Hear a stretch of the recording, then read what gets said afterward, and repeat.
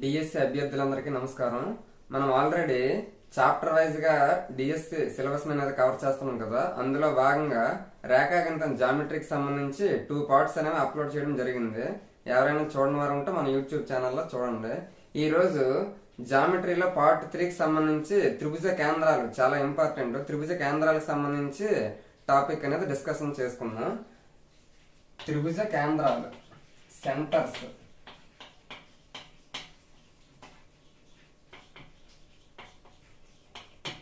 మొత్తం ఒక త్రిభుజానికి, ట్రయాంగిల్ కి 5 సెంటర్స్, 5 త్రిభుజ కేంద్రాలు అనేవి ఉంటాయి. ఫస్ట్ది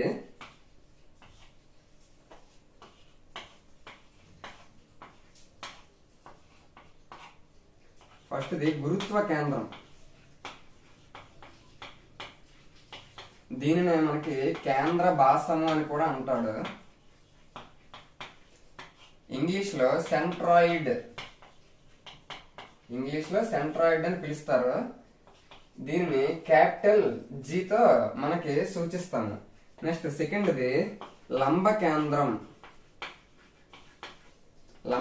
ఇంగ్లీష్ లో ఆర్థో సెంటర్ అని అంటారు. Ortho centre. దీనిని ఓ లేదా హెచ్, ఈ 2 అక్షరాలతో మనం సూచిస్తాము. నెక్స్ట్ది పరివృత్త కేంద్రము. సర్కమ్ సెంటర్ అని అంటారు ఇంగ్లీష్ లో. సర్కమ్ సెంటర్. దీన్ని ఎస్ తో సూచిస్తాము. తర్వాత అంతరవృత్త కేంద్రము. In centre. దీన్ని ఐతో సూచిస్తాము. లాస్ట్ది 5థ్ది బాహ్యవృత్త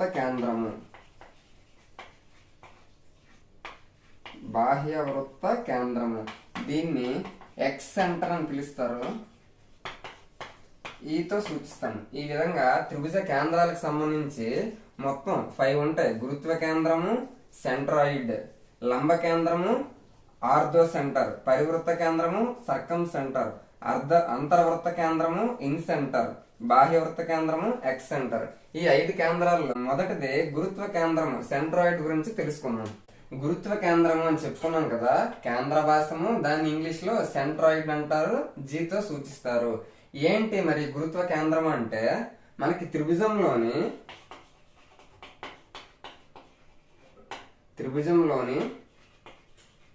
3 శీర్షాల గుండా గీసే మధ్యగత రేఖల మిళిత బిందువు లేదా అనుశక్త బిందువు. మిళిత బిందువు అన్నా అనుశక్త బిందువు అన్నా ఒకటే. ఆ బిందువుని మనకి గురుత్వ కేంద్రము అంటారు. మనకి త్రిభుజంలోనే, ఫర్ సపోజ్ ట్రయాంగిల్ ఏబిసి, ఈ త్రిభుజం అనేది తీసుకున్నాను. ఆ త్రిభుజంలో 3 శీర్షాలు ఉంటాయి కదా, ఏబిసి వర్సెస్ 3 శీర్షాల గుండా గీసే మధ్యగత రేఖల మిళిత బిందువులు. మనకి మధ్యగత రేఖలు అంటే ఏంటో ఇక్కడ మనకి ఈ పాయింట్ అనేది తెలిస్తే చాలా ఈజీ అవుతుంది. మధ్యగత రేఖలు అంటే వర్టెక్స్ శీర్షం నుంచి ఎదుటి భుజానికి ఆపోజిట్ సైడ్ లో మిడ్ పాయింట్ ఉంటది కదా. ఈ శీర్షం నుంచి ఎదుటి భుజానికి మధ్య బిందువు అనేది ఒకటి ఉంటుంది కదా, దానికి గీసే రేఖను మధ్యగత రేఖ, మీడియన్, ఇంగ్లీష్ లో మీడియన్ అని అంటారు. ఆ విధంగా సి అనే వర్టెక్స్ నుంచి ఆపోజిట్ సైడ్ మిడ్ పాయింట్ కి ఒక మీడియన్ గీసాను. అలాగే ఏ అనే శీర్షం నుంచి ఆపోజిట్ సైడ్ కి మిడ్ పాయింట్ కి ఇంకొక మీడియన్ గీసాను. అలాగే బి అనే వర్టెక్స్ నుంచి ఆపోజిట్ సైడ్ మిడ్ పాయింట్ కి ఇంకొక మీడియన్ గీసాను. ఈ 3 మీడియన్లు కూడా, ఈ 3 మధ్యగత రేఖలు ఒక పాయింట్ దగ్గర మనకి కలుసుకున్నాయి కదా. ఆ దానినే మనకి ఏమంటారు అంటే జి అని అంటారు. ఏమంటారు? జి, గురుత్వ కేంద్రము అని అంటారు. ఆ విధంగా మనకి 3 మధ్యగత రేఖల మిళిత బిందువుని గురుత్వ కేంద్రము అని అంటారు. ఇందులో ఇంకొక పాయింట్ ఏంటంటే, ప్రతి శీర్షం నుంచి ఎదుటి భుజానికి మధ్యగత రేఖను గీసాను కదా, అప్పుడు అక్కడ ఏర్పడే గురుత్వ కేంద్రం అనేది శీర్షం నుంచి గురుత్వ కేంద్రానికి, గురుత్వ కేంద్రం నుంచి ఎదుటి భుజానికి 2:1 నిష్పత్తిలో గురుత్వ కేంద్రం విభజిస్తుంది. 2:1 నిష్పత్తిలో గురుత్వ కేంద్రం అనేది విభజిస్తుంది. మనకి దీని మీద బిట్టు ఏ విధంగా అడుగుతాడు, డైరెక్ట్ గా శీర్షం నుండి ఎదుటి భుజానికి గీసిన మధ్యగత రేఖను గురుత్వ కేంద్రము ఏ నిష్పత్తిలో విభజిస్తుంది, 2:1 నిష్పత్తిలో విభజిస్తుంది అని చెప్తాను. మనకి ఇంకొకలా కూడా అడగచ్చు. ఎలా అడగచ్చు, ఒక త్రిభుజంలో శీర్షం నుంచి ఎదుటి భుజానికి గీసిన మధ్యగత రేఖలో గురుత్వ కేంద్రం అనేది ఏర్పడితే ఆ శీర్షం నుంచి గురుత్వ కేంద్రం వరకు, శీర్షం నుండి గురుత్వ కేంద్రం వరకు ఈ దూరం అనేది 3 సెంటీమీటర్స్ అయితే 3 సెంటీమీటర్స్ అయితే మనకి మొత్తం మధ్యగత రేఖ పొడవు ఎంత అని అడుగుతాడు. ఆ మీడియం తాలూకు మొత్తం టోటల్ ఎంత అంత అని అడుగుతాడు. మనకి శీర్షం నుంచి గురుత్వ కేంద్రానికి 2:1 నిష్పత్తిలో విభజిస్తుందని చెప్పాం కదా మధ్యగత రేఖ. అంటే ఈ పార్ట్ ఏమో 2 ఉంటది. ఎందుకు, శీర్షం నుంచి గురుత్వ కేంద్రంకి కాబట్టి ఈ పార్ట్ 2 ఉంటది. అంటే 2 పార్ట్స్ ఏమో ఆడు ఎంత ఇచ్చాడు, 3 సెంటీమీటర్స్ అని అన్నాడు. ఇప్పుడు నీ క్వశ్చన్ ఏమడిగాడు, ఆ మధ్యగత రేఖ మొత్తం పొడవు ఎంత, టోటల్ లెంత్ ఆఫ్ మీడియం ఎంత అని అంటున్నాడు. టోటల్ గా 2:1 అంటే ఇది 2 పార్ట్స్, ఇది 1 పార్ట్, టోటల్ గా 3 పార్ట్స్ అవుతుంది. ఆ 3 పార్ట్స్ తాలూకా మొత్తం ఎంత అని అంటున్నాడు. మనకి 2 పార్ట్స్ ఏమో 3 సెంటీమీటర్స్, మరి 3 పార్ట్స్ ఎంత అవుతుంది, 3 పార్ట్స్ ఎంత అవుతుంది అంటే ఎక్కువే కదా అవుతుంది. కాబట్టి ఎక్కువ 3 బై తక్కువ 2 ఇంటూ 3. ఆ విధంగా 3 3 9, 9/2. 9/2 అంటే 9 లో సగము, 9 లో హాఫ్. 9 లో హాఫ్ అంటే ఎంత అవుతుంది, 4.5 అవుతుంది. అంటే టోటల్ గా ఆ మీడియం తాలూకా లెంత్ ఎంత అంటే 4.5 సెంటీమీటర్ ఉంటుంది. ఒకవేళ మనకి గురుత్వ కేంద్రం నుంచి ఎదుటి భుజానికి గీసిన మధ్యగత రేఖ ఈ పార్ట్ ఏమో నీకు 5 సెంటీమీటర్స్ అని ఇచ్చి మిగిలిన భాగం ఏదైతే ఉందో శీర్షం నుంచి గురుత్వ కేంద్రానికి దాని దూరం ఎంత అని కూడా అడుగుతాడు. అప్పుడు ఏం చేస్తారు, ఇక్కడ ఆల్రెడీ 1 పార్ట్ ఏమో ఇది 1 పార్ట్ ఏమో 5 సెంటీమీటర్స్ అన్నాడు. మరి ఇది 2 పార్ట్స్ కదా, అప్పుడు 2 5s ఇది 10 సెంటీమీటర్ అవుతుంది. ఒకవేళ టోటల్ గా మొత్తం అడిగాడు అనుకోండి, అప్పుడు ఇది 10 అవుతుంది, ఇది 5 అవుతుంది కదా, టోటల్ గా 15 అవుతుంది. ఆ విధంగా దీనికి సంబంధించి 2:1 నిష్పత్తిలో మనకి డివైడ్ చేస్తుందనే పాయింట్ తెలిస్తే దాని మీద మనకి క్వశ్చన్స్ అడిగే ఛాన్స్ అనేది ఉంటుంది. నెక్స్ట్ ఈ గురుత్వ కేంద్రం కేంద్ర భాసానికి సంబంధించి రైట్ యాంగిల్ అంటే లంబకోణ త్రిభుజంలో గురుత్వ కేంద్రం ఈ లంబకోణ ఇక్కడ సపోజ్ ABC, ఈ ABC లంబకోణ త్రిభుజంలో B అనే శీర్షం నుంచి ఎదుటి భుజం ఆపోజిట్ సైడ్ మిడ్ పాయింట్ నుంచి ఒక మధ్యగత రేఖ మనం గీస్తే ఇది మనకి ఏ విధంగా విభజిస్తుంది, ఈ మొత్తం త్రిభుజాన్ని 2 సమాన భాగాలుగా విభజిస్తుంది. అంటే లంబకోణ త్రిభుజంలో మనకి లంబకోణ శీర్షం నుంచి ఎదుటి భుజానికి గీసిన ఎదుటి భుజానికి అంటే కర్ణంకి మధ్య బిందువు గీస్తే ఒక మధ్యగత రేఖ, అప్పుడు ఆ త్రిభుజాన్ని 2 సమాన భాగాలుగా విభజిస్తుంది. ఇది ఈ గురుత్వ కేంద్రం సెంట్రాయిడ్ కి సంబంధించి పూర్తి ఇన్ఫర్మేషన్ అనేది ఈ విధంగా ఉంటుంది. ఇంకొకసారి చూసుకుంటే గురుత్వ కేంద్రం అంటే ఏంటి, త్రిభుజంలోని 3 శీర్షాల గుండా గీసే మధ్యగత రేఖల మిలిత బిందువు లేదా అనుశక్త బిందువు. మరి మధ్యగత రేఖ అంటే ఏంటో మనకు తెలిస్తే వాటి తాలూకా మిలిత బిందువు గురుత్వ కేంద్రం అవుతుందని మనకు తెలుస్తుంది.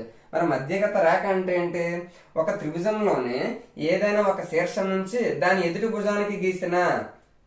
ఎదుటి భుజంలో మధ్య బిందువు గీస్తామే, ఆ గీతను ఆ రేఖను మధ్యగత రేఖ అని అంటారు. ఆ విధంగా ప్రతి శీర్షం నుంచి మనము 3 మీడియన్స్ అనేవి మనం గీయొచ్చు. ఆ 3 మీడియన్స్ కూడా ఒక పాయింట్ దగ్గర మనకి ఖండించుకుంటాయి. ఆ ఖండించుకున్న పాయింట్ నే మనము గురుత్వ కేంద్రము సెంట్రాయిడ్ అని చెప్తారు. దేంతో సూచిస్తారని అన్నాను, జీతో సూచిస్తారన్నాను. గురుత్వ కేంద్రం సెంట్రాయిడ్ తర్వాత మనం చెప్పుకోవాల్సింది లంబ కేంద్రము ఆర్థో సెంటర్ గురించి చెప్పుకున్నాం. నెక్స్ట్ సెకండ్ది లంబ కేంద్రము ఆర్థో సెంటర్ అని చెప్తాము. దీనిని O లేదా H తో సూచిస్తాము. అసలు లంబ కేంద్రం అంటే ఏంటి, త్రిభుజంలోని 3 ఉన్నతుల మిళిత బిందువు లేదా అనుశక్త బిందువుని లంబ కేంద్రము అని అంటారు. మనకి మనకి త్రిభుజంలోని 3 ఉన్నతులు అని అన్నాము. ఆ ఉన్నతుల తాలూకా మిళిత బిందువుని లంబ కేంద్రము ఆర్థో సెంటర్ అని అన్నాం. మరి మనకి ఉన్నతి అంటే ఏంటో ముందు తెలియాలి కదా. ఉన్నతి ఇంగ్లీష్ లో ఉన్నతిని ఆల్టిట్యూడ్ ఆల్టిట్యూడ్ అని అంటారు. మనకి ఫర్ ఎగ్జాంపుల్ ఏబిసి అనేది ఒక ట్రయాంగిల్ అనేది మనం తీసుకుంటే మనకి ఆల్టిట్యూడ్ ఉన్నతి అంటే ఏంటో తెలియాలి. ఏ అనే శీర్షం నుండి ఏ అనే వర్టెక్స్ నుంచి ఆపోజిట్ సైడ్ బీసీ ఉంది కదా భుజము, ఆ భుజానికి ఒక లంబ రేఖ గీస్తే పర్పెండిక్యులర్ లైన్ లంబ రేఖ గీస్తే, ఇంకో లంబ రేఖ అంటే ఏంటి, ఆ శీర్షం నుంచి ఎదుటి భుజాన్ని గీసేటప్పుడు ఇక్కడ లంబ కేంద్రం 90 డిగ్రీస్ ఉండేటట్టు మనం ఒక రేఖ అనేది గీయాలి. అటువంటి రేఖని లంబ రేఖ పర్పెండిక్యులర్ లైన్ అని అంటారు. మరి ఏ అనే వర్టెక్స్ నుంచి ఆపోజిట్ సైడ్ కి ఒక లంబ రేఖ వచ్చింది, అలాగే బి నుంచి ఆపోజిట్ సైడ్ కి ఇంకోటి వస్తుంది, అలాగే సి నుంచి ఆపోజిట్ సైడ్ ఏబికి ఇంకోటి వస్తుంది. ఇక్కడ ప్రతి దగ్గర కూడా 90 డిగ్రీస్ రావాలి. ఆ విధంగా 90 డిగ్రీస్ వచ్చేటప్పుడే వాటిని మనం పర్పెండిక్యులర్ లైన్స్ అని అంటాం. మరి ఈ 3 పర్పెండిక్యులర్ లైన్స్ కూడా మనకి ఏ పార్ట్ దగ్గర ఖండించుకున్నాయి, ఈ ప్లేస్ లో ఖండించుకున్నాయా లేదా? మనకి ఈ ఒక శీర్షం నుంచి ఎదుటి భుజానికి గీసిన ఈ లంబరేఖ ఏదైతే ఉందో దీనినే మనము ఉన్నతి శీర్షం నుండి ఎదుటి భుజానికి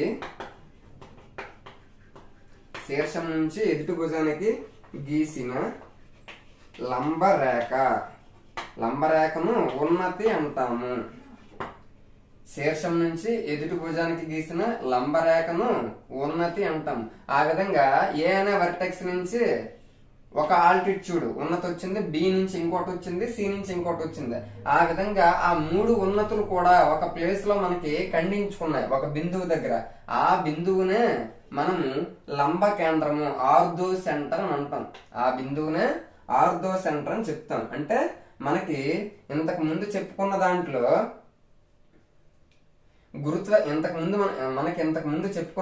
గురుత్వ కేంద్రానికి సంబంధించి 3 మధ్యగత రేఖలు మీడియన్స్ కి సంబంధించి మిళిత బిందువు. ఇప్పుడు మనకి లంబ కేంద్రంకి వచ్చేసరికి 3 ఉన్నతులు ఆల్టిట్యూడ్ కి సంబంధించి దాని తాలూకా మిళిత బిందువు. అర్థమైందని అనుకుంటాను. లంబ కేంద్రం అంటే ఉన్నతులు అనే పదం రావాలి, మనకి గురుత్వ కేంద్రం అని అంటే మధ్యగత రేఖలు అనే పదం అనేది రావాలి. ఆ 2 పాయింట్లు గుర్తు పెట్టుకోవాలి. నెక్స్ట్ ఈ విధంగా మనకి ఇక్కడ ఏర్పడే ఈ బిందువునే లంబ కేంద్రము అని అంటాము. నెక్స్ట్ ఇంకొక పాయింట్ ఏంటంటే ఈ లంబ కేంద్రానికి సంబంధించి ఫర్ ఎగ్జాంపుల్ మనము రైట్ యాంగిల్ ట్రయాంగిల్ లంబకోణ త్రిభుజం అనేది తీసుకుంటే మనకి సపోజ్ ఏబిసి అనే ఒక రైట్ యాంగిల్ ట్రయాంగిల్ తీసుకుంటే ఏ నుండి ఎదుటి భుజానికి గీసిన లంబరేఖ మనకు ఉన్నతి కావాలి కదా. మనం ఏ అనే శీర్షం నుంచి ఎదుటి భుజానికి బీసీకి లంబరేఖ అంటే ఏంటి, ఉన్నతి. మరి ఇక్కడే కదా లంబకోణం వస్తుంది, ఇక్కడే లంబకోణం వస్తుంది కాబట్టి ఇదే మనకి ఉన్నతి అవుతుంది. సేమ్ అదే సి అనే శీర్షం నుండి కూడా ఆపోజిట్ సైడ్ ఏబికి ఉన్నతి ఏమవుతుంది, లంబరేఖ. ఆటోమేటిక్ ఇక్కడ 90 డిగ్రీస్ రావాలి కాబట్టి ఇదే మనకు అవుతుంది. మరి బి అనే శీర్షం నుండి మనకి ఎదుటి భుజం ఏసీకి గీసే లంబరేఖ ఈ విధంగా గీస్తాం, అప్పుడు ఇక్కడ 90 ఉండాలి. మరి ఇది ఒక ఉన్నతి, ఇది ఒక ఉన్నతి, ఇది ఒక ఉన్నతి. ఈ విధంగా ఈ 3 ఉన్నతుల తాలూకా మిళిత బిందువే కదా మనకు లంబ కేంద్రం అవుతుంది. మరి లంబకోణ త్రిభుజంలో లంబ కేంద్రం ఆర్థో సెంటర్ అనేది ఎక్కడ వచ్చింది, లంబకోణ శీర్షం ఎక్కడైతే ఉంటుందో 90 డిగ్రీస్ అక్కడ కదా వచ్చింది మనకి. అదే పాయింట్ మనం రాసుకోవాలి. లంబకోణ త్రిభుజంలో లంబ కేంద్రము ఆర్థో సెంటర్ అనేది లంబకోణ శీర్షం దగ్గర ఏర్పాటు అవుతుంది. లంబకోణ శీర్షం దగ్గర ఏర్పడుతుంది. ఇక్కడ ఈ లంబ కేంద్రానికి సంబంధించి ఈ పాయింట్ అనేది ఇంపార్టెంట్. ఏ విధంగా అడుగుతాడు, లంబకోణ త్రిభుజంలో లంబ కేంద్రం అనేది ఎక్కడ ఏర్పాటు అవుతుంది, ఎక్కడ ఉంటుందని అంటున్నాడు, ఉంటుందని అడుగుతాడు. అప్పుడు త్రిభుజం మీద ఉంటుందా, త్రిభుజం లోపల ఉంటుందా, త్రిభుజం బయట ఉంటుందా అని అడుగుతాడు. అప్పుడు మనకి త్రిభుజం మీద ఉంటుంది. ఎందుకు, ఎగ్జాక్ట్ గా లంబకోణ శీర్షం మీద కదా ఉంటుంది. ఇంకొకలా కూడా అడగచ్చు. ఎలా అడగచ్చు, లంబకోణ శీర్షంలో కర్ణం మధ్య బిందువు దగ్గర ఉంటుందా, లేకపోతే లంబకోణ శీర్షం దగ్గర ఉంటుందా, లేకపోతే మిగిలిన 2 భుజాల తాలూకా మధ్య బిందువుల దగ్గర ఉంటుందా అని అడుగుతాడు. అప్పుడు మనకి ఏంటి, లంబకోణ శీర్షం ఎక్కడైతే ఉంటుందో ఆ పాయింట్ దగ్గర మనకి లంబ కేంద్రం ఏర్పడుతుందని అర్థం చేసుకోవాలి. ఇది మనకి లంబ కేంద్రానికి సంబంధించి సెకండ్ ఇన్ఫర్మేషన్. మెయిన్ లంబ కేంద్రం అంటే ఉన్నతుల తాలూకా మిలిత బిందువు. లంబ కేంద్రం అనేసరికి మనకి ఉన్నతులు గుర్తుకు రావాలి. ఇంతకు ముందు గురుత్వ కేంద్రం గురించి చెప్పాను. అప్పుడు గురుత్వ కేంద్రం అనేటప్పుడు మధ్యగత రేఖల మిలిత బిందువు ఆ ఒక్క పాయింట్ అనేది గుర్తొస్తే చాలు. మనకి ఉన్నతి అంటే ఏంటి? శీర్షం నుంచి ఎదుటి భుజానికి గీసిన లంబరేఖని ఉన్నతి, ఆల్టిట్యూడ్ అని అంటారు. నెక్స్ట్ దీని తర్వాత పరివృత్త కేంద్రము, సర్కమ్ సెంటర్ గురించి తెలుసుకున్నాం. నెక్స్ట్ థర్డ్ సెంటర్ పరివృత్త కేంద్రము, సర్కమ్ సెంటర్ అని అంటారు ఇంగ్లీష్ లో. దాన్ని ఎస్ తో సూచిస్తారు. పరివృత్త కేంద్రము అంటే ఏంటంటే త్రిభుజంలోని 3 భుజాల లంబ సమద్విఖండన రేఖల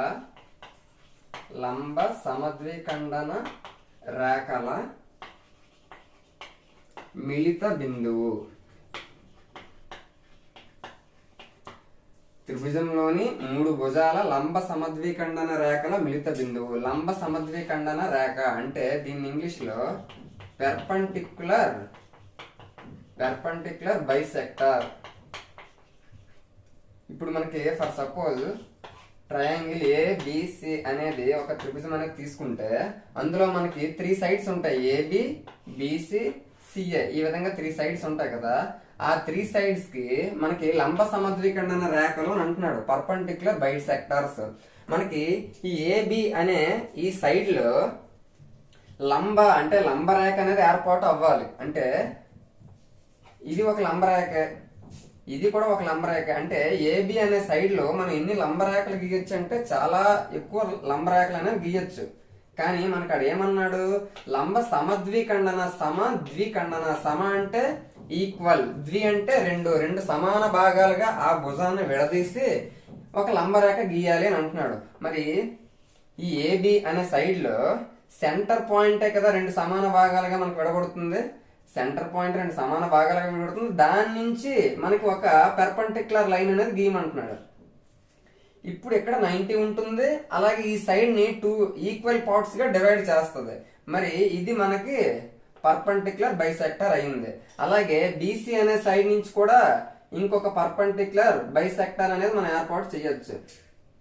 అలాగే ఏసీ అనే సైడ్ నుంచి కూడా ఇంకొక పర్పెండిక్యులర్ బైసెక్టర్ అనేది తయారు చేయవచ్చు. ఈ విధంగా ప్రతి భుజాన్ని 2 సమాన భాగాలుగా విడగొడుతూ దాని మధ్య బిందువు నుండి ఒక లంబరేఖ గీస్తే దానినే లంబ సమద్విఖండన రేఖ అంటారు.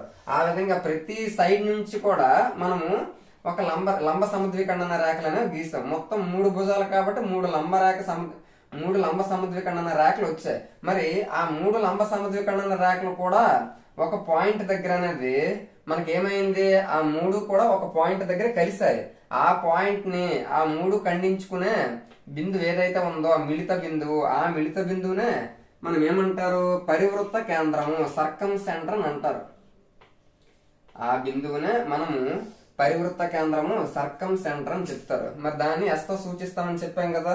మనకి ఈ పరివృత్త కేంద్రానికి సంబంధించి ఇంకా ఏం చెప్పుకోవచ్చు అంటే ఈ పరివృత్త కేంద్రం అనేది 3 శీర్షాలు ఉంటాయా లేదా? 3 వర్టిసెస్ అనేవి ప్రతి ట్రయాంగిల్ లో ఉంటాయి.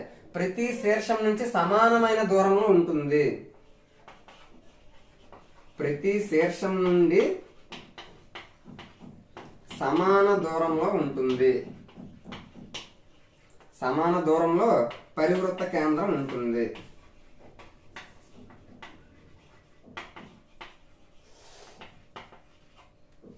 ఈ పరివృత్త కేంద్రం అనేది అంటే ఎస్ఏ ఏమవుతుంది? ఎస్ఏ అంటే ఎస్ నుంచి ఏకి ఎంత దూరము, ఎస్ నుంచి బి కూడా అంతే దూరం. SB is equal to SC. ఆ విధంగా SA is equal to SB is equal to SC. అంటే 3 శీర్షాల నుండి కూడా పరివృత్త కేంద్రము సమాన దూరంలో ఉంటుంది. మరి మనకి ప్రతి శీర్షం నుంచి సమాన దూరంలో ఉన్నది అని అంటే మరి ఈ శీర్షాలన్నింటినీ కలుపుతూ ఒక వృత్తం అనేది గీయొచ్చు. ఎందుకు గీయొచ్చు అంటే ఈ శీర్షం నుంచి పరివృత్త కేంద్రం నుండి మనకి ఈ పరివృత్త కేంద్రాన్ని త్రిభుజ కేంద్రంగా మనం ఊహించుకుంటే మరి ఎక్కడి నుంచి ఎక్కడికి ఎంత దూరం ఉంటుందో ఇది అంతే దూరం ఉంటుంది, ఇది కూడా అంతే దూరం ఉంది అంటున్నాడు. మరి మనకి ఒక వృత్తంలో సెంటర్ నుంచి ప్రతి దానికి కూడా సమానమైన దూరం ఉంటుందా లేదా? వ్యాసార్థం అనేది అన్ని దగ్గర సమానంగా ఉంటుంది కదా. మరి ఇది మనం వ్యాసార్థం అనుకుంటే, ఇది వ్యాసార్థం అనుకుంటే, ఇది కూడా వ్యాసార్థం అనుకుంటే ఈక్వల్ గా మనకి రేడియస్ ఉన్నాయి కాబట్టి ఆ రేడియస్ తాలూకా పొడవులన్నింటినీ కలుపుతూ మనం ఏం గీయచ్చు? ఒక పరివృత్త కేంద్రం అనేది మనం గీయచ్చు. కాబట్టి అది ఎందుకు సాధ్యమయ్యింది అని మనకు అడిగితే, అంటే పరివృత్త కేంద్రం ఒక త్రిభుజంలో పరివృత్తం అనేది మనం గీయచ్చు కదా, అది దేని వల్ల సాధ్యం అయ్యింది అంటే పరివృత్త కేంద్రం నుంచి ప్రతి శీర్షానికి సమానమైన దూరంలో పరివృత్త కేంద్రం ఉంటుంది కాబట్టి మనం ఒక వృత్తాన్ని గీయగలము అని అర్థం చేసుకోవచ్చు. నెక్స్ట్ ఈ పరివృత్త కేంద్రానికి సంబంధించి లంబకోణ త్రిభుజంలో రైట్ యాంగిల్ ట్రయాంగిల్ లో ఈ పరివృత్త కేంద్రం ఎక్కడ ఏర్పాటు అవుతుంది అనేది కూడా ఇంపార్టెంట్. మనకేమన్నాము? పరివృత్త కేంద్రం అంటే లంబ సమద్విఖండన రేఖల మిలిత బిందువు అనే కదా అన్నాము. Perpendicular bisector. ఈ సపోజ్ ఏబిసి అనే రైట్ యాంగిల్ ట్రయాంగిల్ లో ఏబి అనే భుజానికి సైడ్ కి పర్పెండిక్యులర్ బైసెక్టార్ ఎక్కడ అవుతుంది? ఈ విధంగా సెంటర్ పాయింట్ నుంచి ఒకటి గీయాలి. నెక్స్ట్ ఏబి అనే భుజం నుంచి అయిపోయింది. ఇప్పుడు ఈ బీసీ అనే సైడ్ నుంచి సెంటర్ పాయింట్ లో ఉండాలి, లంబ రేఖ అయి ఉండాలి, అప్పుడు లంబ సమద్విఖండన రేఖ అవుతుంది. మరి ఏసీ అనే భుజం నుంచి ఇక్కడ సెంటర్ పాయింట్ అవుతుంది, ఇక్కడ 90 డిగ్రీస్ ఉంటుంది. ఆ విధంగా ఇది ఏబి నుంచి గీసే పర్పెండిక్యులర్ బైసెక్టర్, బీసీ సైడ్ నుంచి గీసేది ఇది, ఏసీ సైడ్ నుంచి గీసేది ఇది. మరి ఈ మూడు పర్పెండిక్యులర్ బైసెక్టార్స్ లంబ సమద్విఖండన రేఖలు ఎక్కడ ఖండించుకున్నాయి అని అంటే మనకి ఈ లంబకోణ త్రిభుజంలో కర్ణం ఉంది కదా, ఆ కర్ణం తాలూకా మధ్య బిందువు దగ్గర ఏర్పాటు అయ్యింది. చాలా చాలా ఇంపార్టెంట్. లంబకోణ త్రిభుజంలో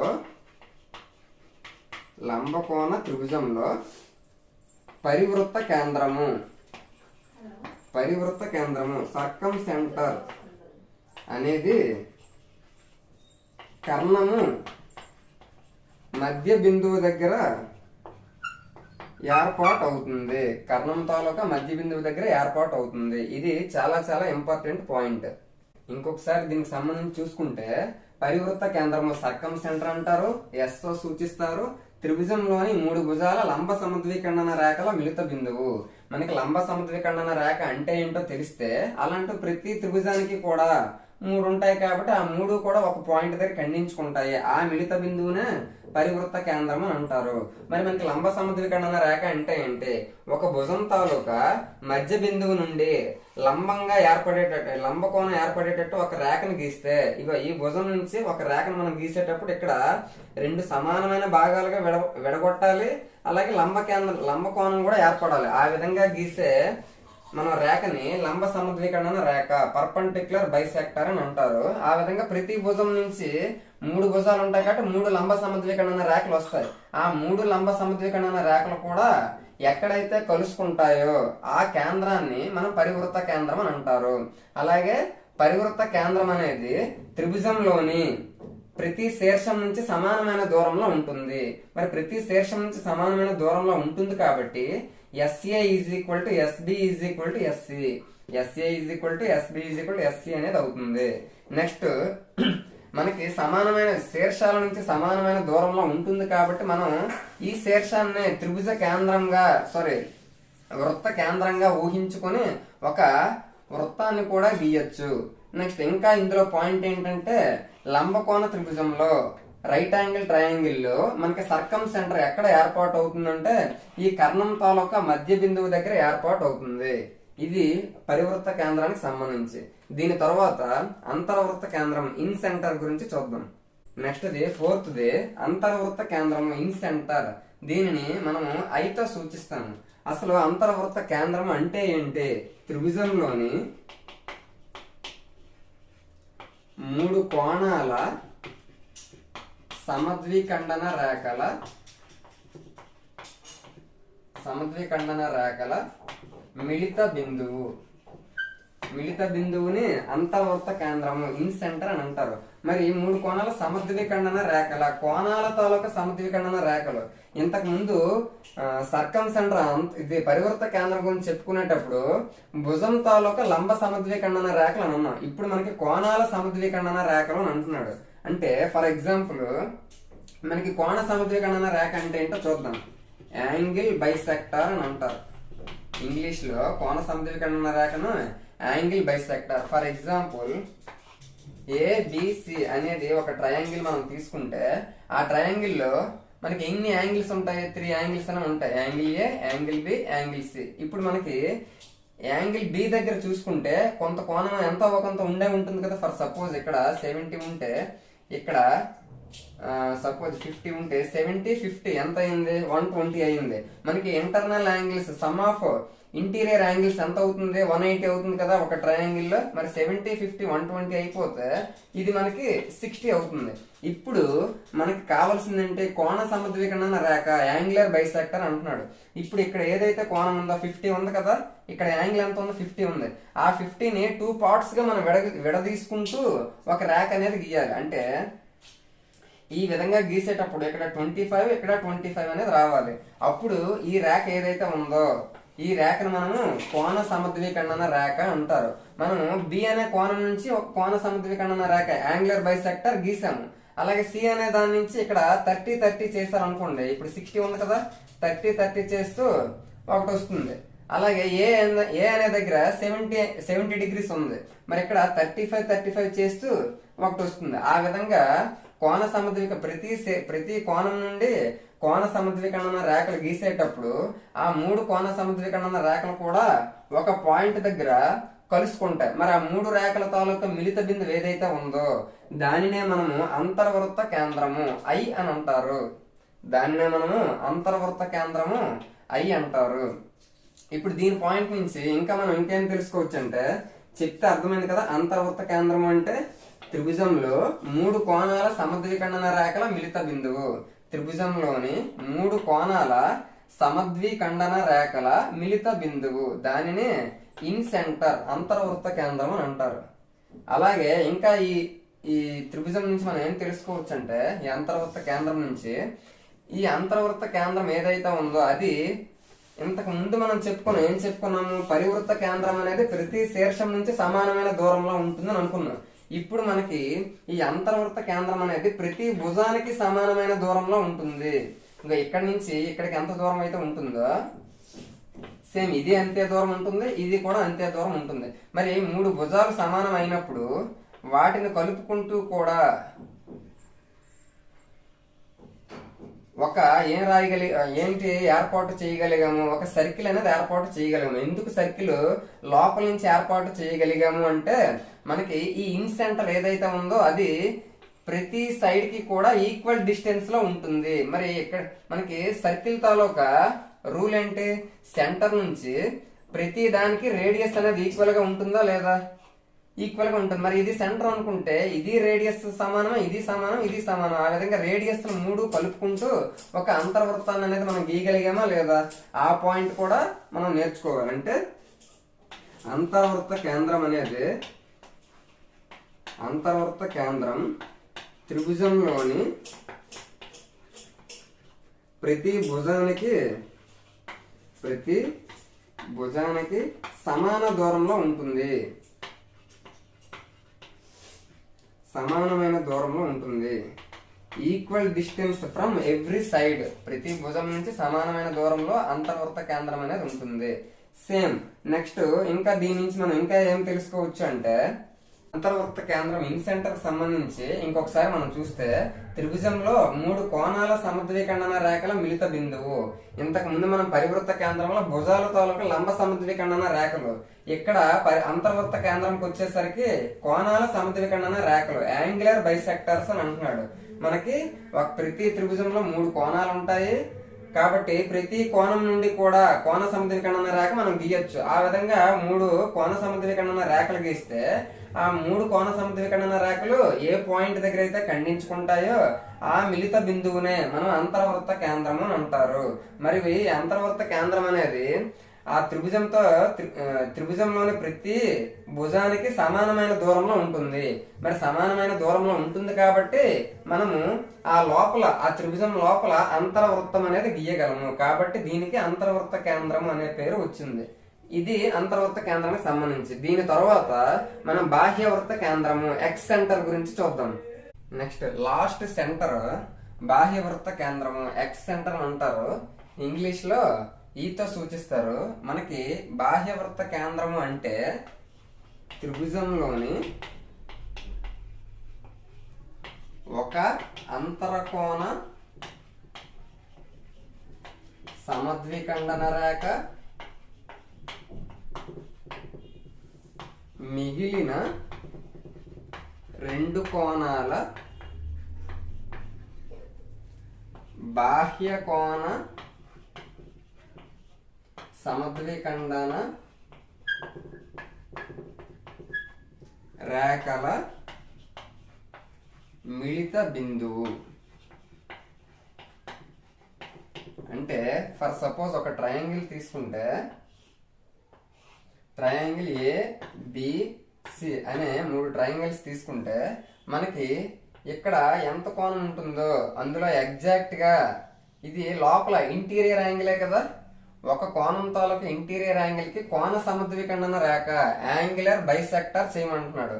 అంటే ఆ యాంగిల్ ని 2 సమాన భాగాలుగా విడగొట్టుకుంటూ ఒక రేఖ గీయమంటున్నాడు. అయితే మిగిలిన 2 కోణాలు, ఇది కాకుండా మిగిలిన 2 ఏమున్నాయి angles, angle B angle C ఉన్నాయి కదా, వాటి తాలూకా ఎక్స్టీరియర్ యాంగిల్ అని అంటున్నాడు. వాటి తాలూకా ఎక్స్టీరియర్ యాంగిల్ బాహ్య కోణం అని అంటున్నాడు. మరి బాహ్య కోణం అంటే ఇదే కదా అవుతుంది, బాహ్య కోణం అనేది ఇదే అవుతుంది.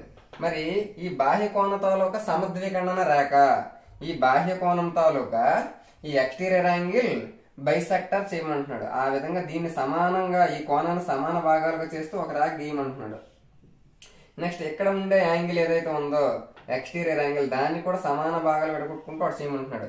ఈ 3 రేఖలు కూడా అంటే ఒక ట్రయాంగిల్ లో ఒక ఇంటీరియర్ యాంగిల్ ఉంది కదా, దాని తాలూకా యాంగులర్ బైసెక్టర్, మిగిలిన 2 కోణాల తాలూకా ఎక్స్టీరియర్ యాంగిల్స్ ఉన్నాయి కదా, వాటి తాలూకా యాంగులర్ బైసెక్టర్స్, ఆ 3 కూడా ఒక పాయింట్ దగ్గర ఖండించుకుంటాయి.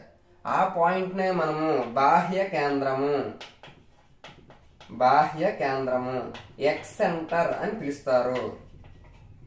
ఏమని పిలుస్తారంటే బాహ్య కేంద్రం ఎక్స్ సెంటర్ అని పిలుస్తారు. నెక్స్ట్ ఫర్ సపోజ్ ఇప్పుడు ఏ నుంచి మనము ఏ తాలూకా ఇంటీరియర్ యాంగిల్ తీసుకుంటూ ఒక బాహ్య కేంద్రం అనేది వచ్చింది. అలాగే బి తాలూకా ఇంటీరియర్ యాంగిల్ తో కూడా, అంటే బి తోటి ఒక ఇంటీరియర్ యాంగిల్, నెక్స్ట్ ఏ తాలూకా ఎక్స్టీరియర్ యాంగిల్, సి తాలూకా ఎక్స్టీరియర్ యాంగిల్, అప్పుడు అక్కడ కూడా 2 ఖండించుకుంటాయి కదా. అంటే బి నుంచి ఒకటి గీస్తే ఇక్కడ ఒకటి వస్తుంది, ఏ నుంచి గీస్తే ఇక్కడ మనకు వచ్చింది, బి నుంచి గీసేటప్పుడు ఎక్కడ వస్తుంది, సి నుంచి గీసేటప్పుడు ఇక్కడ వస్తుంది. అంటే మనకి ఎన్ని బాహ్య కేంద్రాలు వస్తాయి, ఒక త్రిభుజానికి ఒక ట్రయాంగిల్ కి ఎన్ని బాహ్య కోణాలు ఏర్పరచవచ్చు అంటే 3 వస్తాయి. మనం ఇంతవరకు కూడా ఎక్కడా కూడా మనం నెంబర్ అనేది చెప్పుకోలేదు. ఒక త్రిభుజానికి ఒక ట్రయాంగిల్ కి ఇన్ సెంటర్ అంతర్వృత్త కేంద్రమైన, పరివృత్త కేంద్రమైన, అలాగే గురుత్వ కేంద్రమైన, లంబ కేంద్రమైన ఏదైనా కూడా మనం ఇంతవరకు ఎన్ని వస్తాయన్నమాట ఎక్కడ మనకు రాలేదు. ఎందుకు, అన్ని దగ్గరలో కూడా అన్ని త్రిభుజాల్లో కూడా కేవలం ఒకే ఒక ఆర్థో సెంటర్ లంబ కేంద్రం వస్తుంది, ఒకే ఒక పరివృత్త కేంద్రము సర్కం సెంటర్ వస్తుంది, అన్ని ఒక్కొక్కటేసే వచ్చాయి మనకి. కానీ ఒక ట్రయాంగిల్ కి ఎన్ని బాహ్యవృత్త కేంద్రాలు ఎక్స్ సెంటర్స్ ఏర్పరచవచ్చు అంటే 3 ఏర్పరచవచ్చు. ఇక్కడ బాహ్య కోణాలకు సంబంధించి ఇంకో ఇది E1 అనుకుంటే ఇది E2 అవుతుంది, ఇది E3 అవుతుంది. ఆ విధంగా ఒక ట్రయాంగిల్ కి ఎక్స్ సెంటర్స్ ఏమో 3 ఉంటాయి. ఇది బాహ్యవృత్త కేంద్రానికి సంబంధించిన ఇన్ఫర్మేషన్. నెక్స్ట్ మనం మొత్తం 5 కేంద్రాలు అనేవి చెప్పుకున్నాం కదా. ఏంటంటే గురుత్వ కేంద్రం సెంట్రాయిడ్, ఆర్థో లంబ కేంద్రము, సర్కం సెంటర్ పరివృత్త కేంద్రము, ఇన్ సెంటర్ అంతర్వృత్త కేంద్రము, ఎక్స్ సెంటర్ బాహ్యవృత్త కేంద్రము. అందులో మనం ఆ టాపిక్స్ అని ఎక్స్ప్లెయిన్ చేసుకునేటప్పుడు ఏది ఏ ట్రయాంగిల్ ఎక్కడ ఏర్పాటు అవుతుంది, లోపల ఏర్పాటు అవుతుందా, లేకపోతే ఎగ్జాక్ట్ గా త్రిభుజం మీద ఏర్పాటు అవుతుందా, లేకపోతే త్రిభుజం బయట ఏర్పాటు అవుతుందా అనేది టాపిక్ డిస్కషన్ చేశాం కదా. ఇప్పుడు మొత్తం అన్ని కేంద్రాలకు సంబంధించి 3 రకాల ట్రయాంగిల్స్ ఉంటాయి కదా మనకి. ఎక్యూట్ యాంగిల్ అల్పకోణ త్రిభుజము, రైట్ యాంగిల్ ట్రయాంగిల్ లంబకోణ త్రిభుజము, అబ్ట్యూజ్ యాంగిల్ ట్రయాంగిల్ అధిక కోణ త్రిభుజము. అంటే ఏ సెంటర్ ఏ త్రిభుజం దగ్గర ఎక్కడ ఏర్పాటు అవుతుందో క్లియర్ గా చూస్తే మనకు ఒక అవగాహన అనేది వస్తుంది. మొత్తం అంతా కూడా ఇందులోనే ఉంటుంది. మనకి ఫస్ట్ ఏ యాంగిల్ అయినా కూడా చివరి నుంచి వద్దాం. ఏ యాంగిల్ అయినా కూడా చివరన ఎక్స్ సెంటర్ ఉంది, బాహ్య కేంద్రము పేరులోనే ఉంది, బాహ్య వృత్త కేంద్రము అంటే బాహ్యము బయటే ఉంటుంది. కాబట్టి ఏ త్రిభుజం అయినా ఏ ట్రయాంగిల్ అయినా కూడా అవుట్ బయటే ఉంటుంది. నెక్స్ట్ ఇన్ సెంటర్ పేరులోనే ఉంది, అంతర్వృత్త కేంద్రము. ఏ ట్రయాంగిల్ అయినా కూడా మనకి ఇన్ సెంటర్ అంతర్వృత్త కేంద్రం అనేది లోపలే ఉంటుంది, ఇన్. నెక్స్ట్ చూడాలి, ఎక్యూట్ యాంగిల్ లో సర్కమ్ సెంటర్ ఎక్కడ వస్తుంది, సారీ సెంట్రాయిడ్ గురుత్వ కేంద్రం ఎక్కడ వస్తుంది, లోపలే వస్తుంది, ఇన్. నెక్స్ట్ ఎక్యూట్ యాంగిల్ లో ఆర్థో లంబ కేంద్రం ఎక్కడ వస్తుంది, లోపలే వస్తుంది, ఇన్. నెక్స్ట్ ఎక్యూట్ యాంగిల్ అంటే అల్పవృత్త కేంద్రంలో సర్కమ్ సెంటర్ పరివృత్త కేంద్రం ఎక్కడ వస్తుంది, లోపలే వస్తుంది. ఈ విధంగా ఒక ఎక్యూట్ యాంగిల్ లో ఎక్స్ సెంటర్ బాహ్యవృత్త కేంద్రం మాత్రమే బయట ఉంటుంది, మిగిలినవన్నీ కూడా లోపలే ఉంటాయి. నెక్స్ట్ రైట్ యాంగిల్ ట్రయాంగిల్ లో గురుత్వ కేంద్రం సెంట్రాయిడ్ అనేది లోపలే ఉంటుంది, ఇన్. లంబకోణ త్రిభుజంలో ఆర్థో లంబ కేంద్రం అనేది మనము చెప్పుకున్నాం, లంబ కేంద్రం టాపిక్ అనేది వచ్చేటప్పుడు చెప్పుకున్నాం. ఎగ్జాక్ట్ గా రైట్ యాంగిల్ లంబకోణ త్రిభుజంలో లంబ కేంద్రం అనేది లంబకోణ శీర్షం ఎక్కడైతే 90 డిగ్రీస్ ఉంటుందో దాని మీద ఏర్పాటు అవుతుందని మనం చెప్పుకున్నాం. కాబట్టి రైట్ యాంగిల్ ట్రయాంగిల్ లో ఆర్థో సెంటర్ అనేది ఎక్కడ ఉంటుంది, త్రిభుజం మీద ఉంటుంది కదా. కాబట్టి ఆన్, ఓఎన్ ఆన్. ఆన్ అంటే మీద, ఇన్ అంటే లోపల, అవుట్ అంటే బయట. సర్కమ్ సెంటర్ పరివృత్త కేంద్రం అనేది రైట్ యాంగిల్ ట్రయాంగిల్ లో పరివృత్త కేంద్రం అనేది ఎక్కడ కర్ణము మధ్య బిందువు దగ్గర ఏర్పాటు అవుతుంది అని మనం చెప్పుకున్నాం.